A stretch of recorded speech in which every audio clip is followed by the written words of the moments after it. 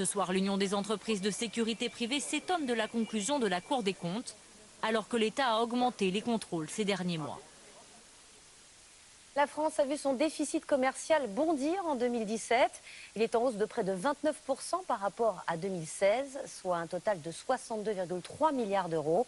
La reprise économique a fait augmenter la consommation de pétrole et poussé les entreprises françaises à acheter des robots japonais et des machines-outils allemandes. Les ménages, eux, ont consommé chinois. Même punition pour les Américains. Leur déficit commercial a grimpé de 12% en 2017. Sans surprise, c'est la Chine qui vend le plus aux États-Unis.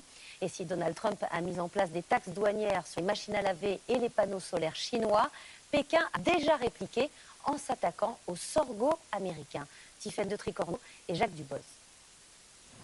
Ils ont décidé de se rendre coup pour coup. Entre les États-Unis de Donald Trump et la Chine, les tensions commerciales se multiplient. Cette fois-ci, Pékin part en guerre contre le sorgho américain, une céréale proche du quinoa prisé des fabricants chinois d'alimentation animale. L'an dernier, Pékin en a acheté 4,8 millions de tonnes aux États-Unis pour 1 milliard de dollars. Mais les Chinois accusent les Américains de faire baisser artificiellement les prix à coup de subventions, avec un but, déstabiliser le marché au détriment des agriculteurs chinois. Il faut que les Américains arrêtent cette mentalité de guerre froide et qu'ils s'abstiennent de politiser les questions commerciales. Sur le sorgho, Pékin déclenche une enquête, une tension commerciale de plus.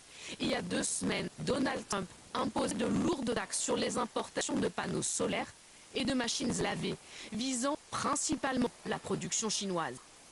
Aluminium, acier ou encore bois sont aussi dans le collimateur de l'administration américaine.